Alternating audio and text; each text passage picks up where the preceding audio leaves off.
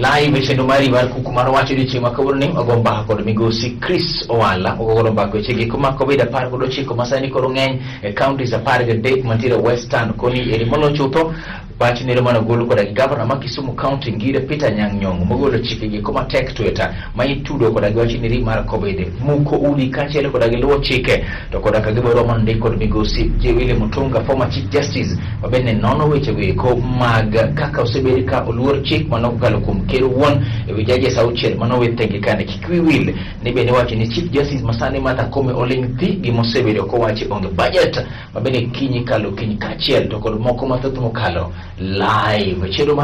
Kuku Mar Wach migosi Chris edena de jumo champo di maber kubere nya COVID ni nono ka omeda mana numbers to odhi gi mwangeyo mang'eny koro kwanyal wacho no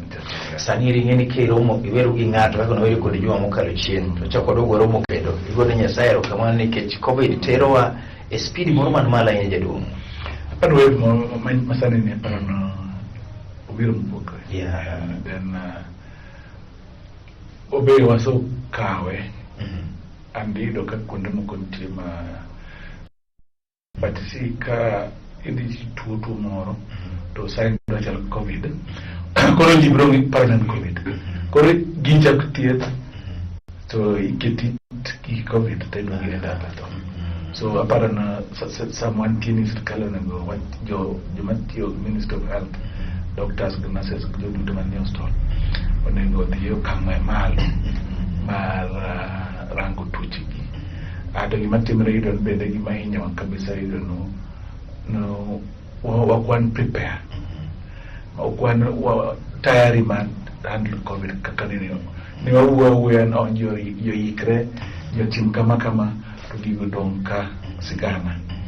kids odion kirango kata familia kirango katigwenu chigin familia ante so you work in COVID to you work in COVID to behavior change podonge enena macha nego to lokro potamore nego to lokro kechara kidis put di compete liel mondo chiem di compete liel nyaka dhi ngane to ili kanyo to yonge sanitizer yonge mask aido pulido moso dano glweti kona paran pokwa rango wach COVID ni matut kata kirango kunde ma angiro nyongonya wacho kan gidwa control wach transport wodion onge gima ginyalo control kirango kunde matatuka manamba wuok kapod olongo otingo onge ka mask to bako jimtoka to wuyo jogi ka to jogi to bende idugo gi sama gidongo ni bedo pong bende manyaka sasa tire ko ero ke kadwa control institution machal kama serikal wuon to kotin koro gima kwaere jo piny chakritre kendgi ka gibalo ngimagi chak kamoro mora kinde public means nyaka ibed go mask kamoro mora nyaka ilwok lweti kamoro mora nyaka sanitize te onge pi to moso dhano lwedo en gima osoromo jowe chimiliel ma oyaye ka gibalo ngimagi in fact okochuno ni bende seche moko nyaka idhi duto tide moko nyale moko dhido kata kichop moro chopo yawach gima kisomo ni technical appearance nago mbaka gi ng'ato nyocha to nyisa ni en odhi e liel chieng' tich abich oduogo chieng' wuok tich ipenjo ni ng'ani eri opete liel seche mondo kawuono kiny gidhi giome kata obed wat ni machiegni samoro machal nade kosepogre no ken minu wuonu kata nyathini moro seche moko disend le wacho ni oyo maeri wadhi mar samiko chanda ka wana wacha puth mondo miae apara ni gima jine go timen julur wacho ga gimo kan lelo kring lelo nyalo dhi bangi kada ko dhi kelo so nyalo dhi chiko ngamo gliel no odi yari adek ka koro jionge kibet mabor podina chudi kwa gaiwa ka pwacho na konde kuya kini chingi kimuchumo jiangen no to digo to gimaliche ni jo siasa ojon jo siasa podwa go oporo liel baba sana sasa chuja dong sani ko bodo ko chieng' madaraka de ko bano ka yesa baya liel te matimre everywhere jo siasa podwe pod gidhi kendo gichoga kendo giukawo microphone kendo giwuoyo microphone ko bedo sanitize ikaw timinga machel okelo penyo moro jaduong' ni en jo siasa koso japeny mapod yuoro kendo dhi machiegni mata thon magachande to pod gidhi jaduong'. Ing'e two things. Ni jatelo improve leadership. Ka iso wacho jo piny kidhi dalo upsan gaje mama piny rach okabi mosi to obedo used to ka in midhi tiyo mama na di chak so mosi okabitama no kikimak lwete in midhi tiyo to kija siasa liel ki avoid bidhi meki okidwar nyakiwu ibiro konyo ngima ng'eny to kochur ni ng'en sama jasiso dhi kamoro en go fasine loe to sami chia to bemendo wuoyo to microphone emu kore ng'en kia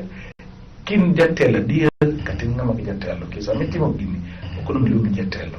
okutele penyo moro jaduong' sani nogol counties maromo 13 ma Busia nitiere, Vihiga nitiere, Bungoma, Kisii, Nyamira, Kisumu, Homa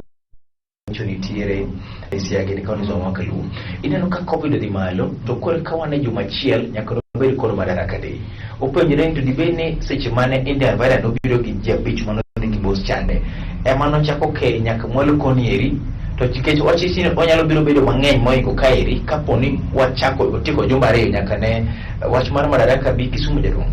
Ojo no gino ken Madaraka Day kende kichike Madaraka Day the number da ko bedo mang'eny ka wan musa. In fact mar Madaraka Day chali poko cha Madaraka Day pode ka donjo. Yes. Tapara ne mama mabro nego instance. And kiji infoja mantie gino zo kono gweng rural areas to kono mokwongo tiji muti ng'engi mana riyo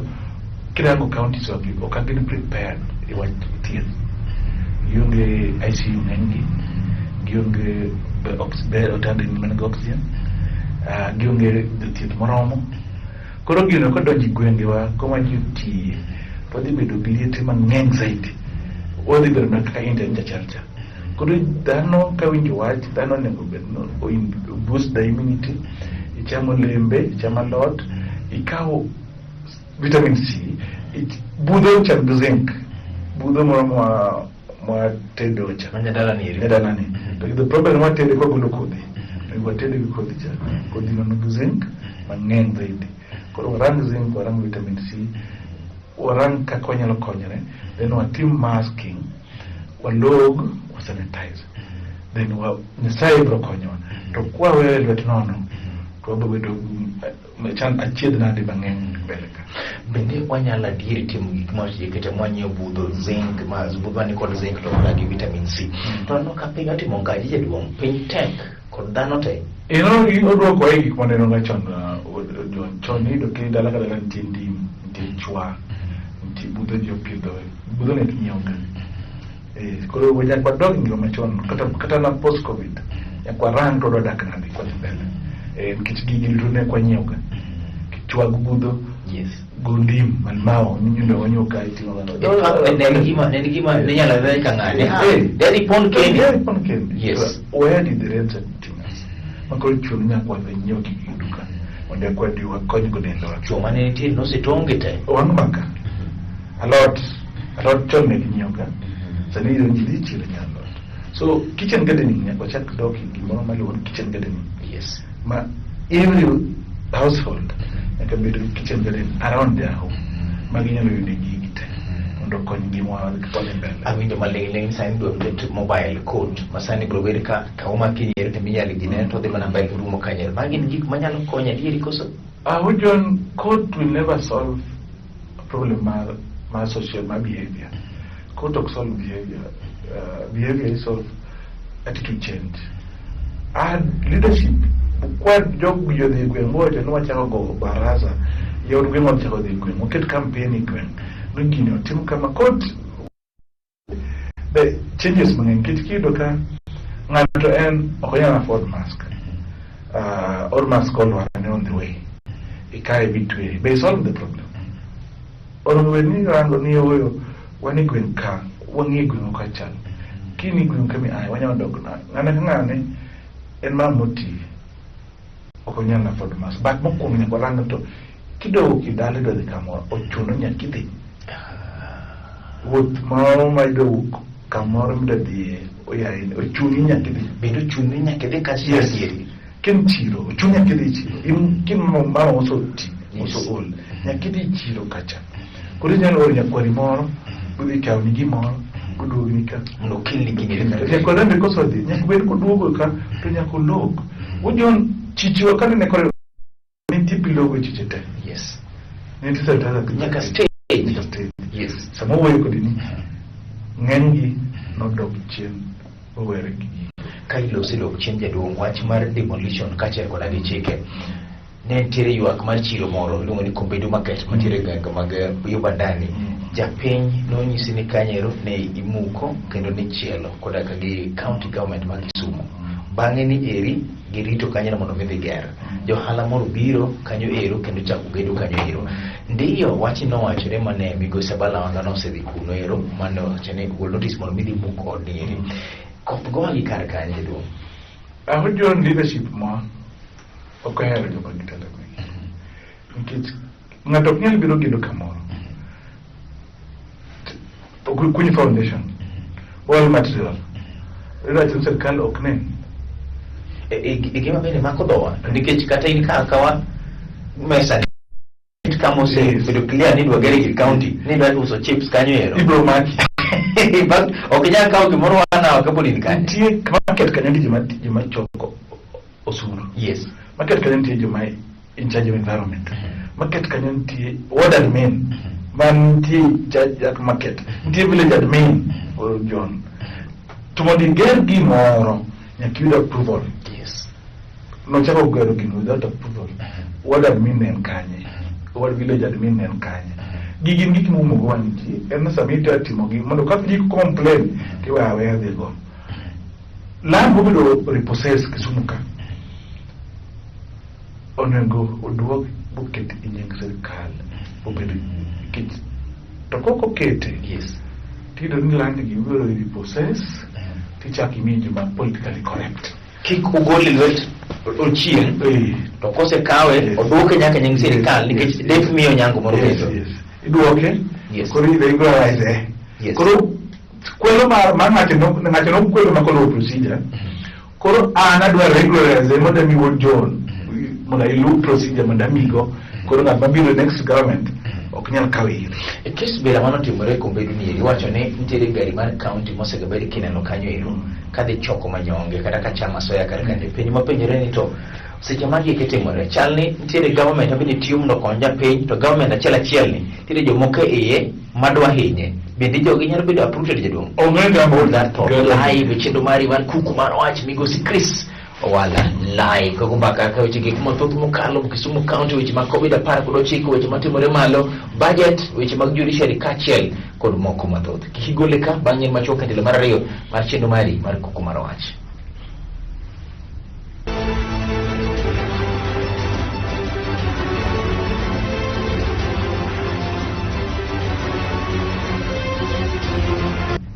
Machiegni tilo mare mar Chenro mari mar Kuku Mar Wach wendo na pod en migosi Chris Owala kwa gombaka weche gi kuma thoth mokalo matimore gwenge makalu kanya mangima kachiel chike to koda weche gi mag par kero awe sampenyi di beni government achiel konyo to lwedo machielo to hinyo government ka konyo through policy engage government so wacho kitimo matitimo nima ng'ato timo ma to ogato mokawne sen government no konyo pila kichi government regulations marki kalo to punishment kama ni ogedo ka be umake otere court muko kanyana loni sana na yen force buditena kabiri lopi badonje yen maka ke force buditena otere court to why ngana donje ka mugede tiyo jeno wadi mana muke astoye ko ayo behind it kono kagido wacho the truth yes to dunga Balawanga adunga the truth no action mane beyond muke the count ngane mondo akaone ng'ach chande kachiel to koda kagi joko bene samoro sebedi kineno kanyero michiti ne kingeyo wadi akanya to serikal wadi akanyo nge jogo kawo pesa approval ngame notimone adgi temo bugi miyo ji the comprehensive report rather than threatening all the muke na lon sana no action na kaone bungani be chul fine bungani the government kaone kutere court do mondo nen mondo chiw lessons jomoko manyalo timo kamano. Ka iloso wach mar chiwo lesson ne jok moko mondo mitim kamano ero, former Chief Justice Ker ok en ng'ato machiwo lesson maber ne piny mar Kenya, ok oluoro chike. In fact nowacho ni Ker tiyo kod ofise recklessly,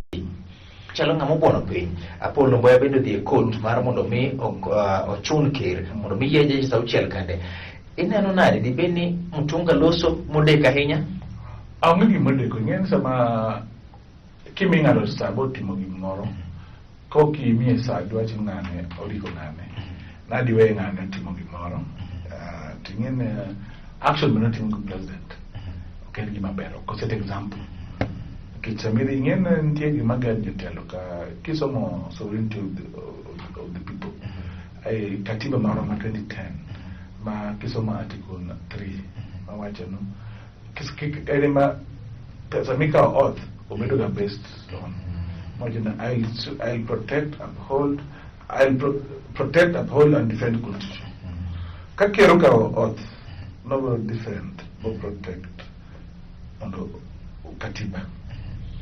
To ka anyone part of the constitution and case law court speak ka high court on timo judgment iluongo case law. You know, or the statute book as a law, unless it's another ruling tomorrow but made much challenge. To ka court Judicial Service Commission Act watch no omega reverse ka gito chiwo list onge reverse an appointment. He appoint to ka jogi remember the judges ngengi ma poko been appointed serving judiciary. Kama to the before Judge Odunga today appear when picture maneno judge Odunga wale nonga tumajami baadhi mano tamsudu ria moro machiru kin baadhi unya mtawache na ningi kesi na wewe wachi ni jami baadhi ku president kendo wachi malloud gimad gitimo kapo adier jo yombe gimad kwanya wachi no clear. The criteria is clear. Appoint them, put a commission material on investigating of inquiry or investigate. Yes. Because you better confirm to give the dialogue. Come better confirm to you don't put it in the Kerne ntire koda githuolo mare ji ma chung kare Judicial Service Commission mano bene gombaka iloye ne wacho madora igni yawa wan gima kama ma iri no kotimore samono jomoko no gima chali Ker laore kod allegation. The rules me interview wacho kama kata kibe the interview ka uno kanga to keto gimoro kuomi tidwaro no omi time to defend yourself. Karere giki magiwacho gi watu gigi ne doket before them mondo win duondgi mondo you would fair hearing but no kelgi ne lengthi ne ko the information. Yes. Maka be confront about watch my side to make a judgment. So Kanye Masarikal is president of all president. The Katiba wacho no kind of fulfill requirement. The Chief Justice will advise the President to dissolve Parliament. Chief Justice Malaga, non-decolonize, not dissolve Parliament. Was Parliament dissolved? No more. Megona. Yes. Nitamu Kenya ka. Koto almost 3 others. Nitamu Megona kuna. Are we living in a country of law and order? Ang mwatemo miso jopin, ang mwatemo miso nyithindo matindo, ang mwatemo miso jimoko man reprieve nu kage kwenya to kikagoyi adia kauni chik. Be wanyalo wacho ni gini risa ni gima ketho Kenya kae chano Kenya ma ng'ato bro tongo ng'ato bro nego to gibudho kapoko makgi yani chalo gima maundu dhano dwa lu chayo timo maundu ngeni gibro timo and promote impunity and onyalo duoko waya e gik moko wayo kaka post election violence ka and you can enjoy the election ma 27 bijir negret kabisa to kano chopo 2013 yes the bang Hague to no duko ji chien emiyo election mancho kalo ne to onge mang'eny to nikech ne jakom ne wacho no ka giro go dhi court ne nitie conference court the men when court ma Maraga no timo nullification no build confidence kaka court nyalo winjo ywakwa to ka odhi ko dhi ni kata kidhi court utadu what create future ma bleak ema tera penjo moro ni seche ma future bedo bleak lieri to ng'at monego bed ni mago ma torch future nitie adek bunge executive want to get kod chief justice Martha Koome oling thi ingin Martha Koome eni kinda kurga sumbi odonjo seche moko ma take blame ni chopo kamoro ma yudo ka otogar kene chom kanye ikiro your bearings no but no single no pro fix single nikech no nge ni matrach iki yana jina po kwan kacha tiken nyange nitie irivano kido rido ka nyang ka round ka kor ikeka kitim yes and learn ingin ka appointment mare you are tempted because not loyal and kira go ruling mano nalify go gini maro donga kano dongo keto ne IBC returning officers were appointed legally. They went to court without procedure and no overturned. Can you pay? No watch. So the credential rango. Ana para no kwanyal blame and they don't blame Judicial Service Commission. Kaka no chopo kwa nyenge. Joka is a problem. Not. But the way out you do kaponi yo Kenya purna no ne Martha Koome ok tim nege maber kaka Chief Justice manyalo duoko wa endalo manene kani pokodo kata manyini riba Chief Justice nagi na kanyo negi wero gige sirikal Koome a good history. Yes. My reform. Yes. Koome no odibedo one of the judges Chief Justice odibedo when this have kanyo so ngima higma ngeng molo Chief Justice mosobidi post 2010 kichiga mare por kizungu chini age pone side no yingiriwo chiko to serve blame it fully will also not be fair for now gima do tribalism in Kenya my everyone yet I go to Kenya koro igole nango kichidi gole no ko woyo because no commit a crime ngenti kuma igole ni okutima ber how kitnya prove ya jinsi ni kapo rocho pokanyo binti way out ki prove no violate constitution an insane otimo kuma according to Bill chapter 6 okianze gole no kifeel no kutima ber. Okay, no ko wuo no that's why one of the okay, but the threshold is very high. Yes. Gima BBI na edwa kilo ma BBI ndio weekend Judicial Service Commissioner the weekend judiciary only okay weekend can give weekend kanyo and that's why some of us make more than BBI kit kunila go the weekend independent ni more BBI make more go BBI kit sections ba kiketo ombudsman in the judiciary may some president appointee Iwacho Chief Judicial Service nyalo riembo judge itemo create chaos in the judiciary and independent institutions and even the rule of law bro bedo gimoro ma ji okobalo kilo se gimoro ma dhano okobalo jo Western Kenya wacho ni railo okobalo gi jego da kumara riyo owe no jo Western Kenya ma wuoyo kamano gin just if you look at the Angola maber tibro yudo ka gima giwacho go okankare kanyo irango kimanyoro bro launch kage ngengi gigi were not team before gino budget gino wuok higi mokalo ka eke gimi kimanyoro wuok nyo railo obiro go nyoro to kilo gi pot kirango pot ok en gi joluo aparo ni mani ng'embe maber pot Kisumo pot tiyo maber ntie feeder stand ding you more dinya ka sio pot kucha yes makobedo activated to Busia all this thing bro mean economy of the region or dongre to kirango jo Western economy man Kisumo Uganda ka Kisumu is the headquarter ni camera Kisumu is the headquarter watch mari mugik Kisumu is the headquarter mas East Africa. Magi kapot na menyo launch ka gima da nene madawach odong gi man go gima dawach modong gi man ongoing. Okay. Ma onge gima no okay nero gi mokel no gigo jogo go koko no elo o favor ju Nyanza okay ne rero no the konyo nyaka je Western ko. Okay. Rero can give you in fact because the Kuru no biro Kisumu you know it a small percentage. Okay. The Rift Valley, Kikuyus, Waluya. So, en koko moroma unfounded. Ma ji kone go blame Raila. Gimana wachimugi kama John. 2021-2022 budget, the government has failed the nation. The kind of failed campaign. Giga most kumngadi. Gimoro yisane